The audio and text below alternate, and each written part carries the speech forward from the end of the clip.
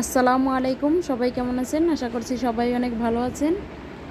আজকের রেসিপির জন্য আমি এখানে 3টি বেগুন কেটে নিয়েছি। বেগুনগুলোকে আগে থেকে ধুয়ে নিয়েছি। চুলায় একটা প্যানের মধ্যে আমি ফুটতে দিয়েছি পানিটা হালকা গরম হয়েছে। সে পর্যায়ে আমি বেগুনগুলো পানির মধ্যে দিয়ে দিয়েছি। এইভাবে বেগুন রান্না করলে সবাই পছন্দ করবে। দিয়ে দিব লবণ, হলুদ দিয়ে ভালোভাবে মিশিয়ে নিব।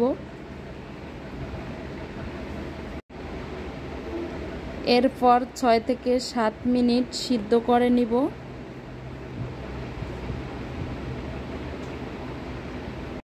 এই যে বেগুনগুলো সিদ্ধ হয়ে গেছে, এ পর্যায়ে আমি তুলে নিব।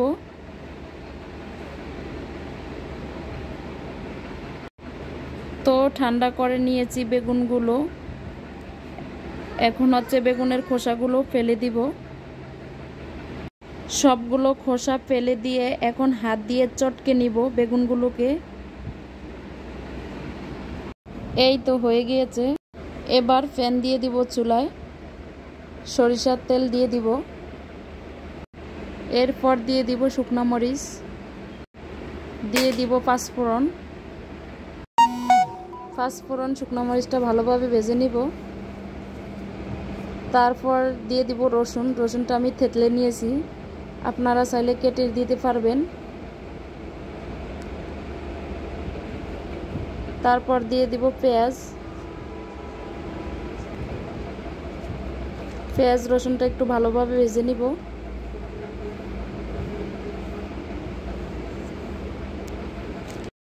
এইভাবে আপনারা বেগুন রান্না করতে পারেন, সবাই পছন্দ করবে। তারপর দিয়ে দিব হলুদ, দিয়ে দিব স্বাদমতো লবণ, ঝালের জন্য কাঁচামরিচ। সব কিছু ভেজে নিব। ভালোভাবে ভেজে নিতে হবে হলুদের গন্ধটা যাওয়ার জন্য।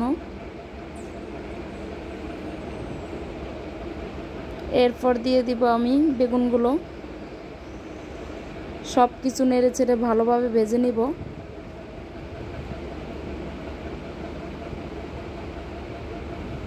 বেগুনের পানিটা শুকিয়ে ফেলতে হবে একদম ভেজে ভেজে। এই তো হয়ে গিয়েছে আমার ভাজা, দেখতেই পাচ্ছেন। এ পর্যায়ে দিয়ে দিব ধনিয়া পাতা।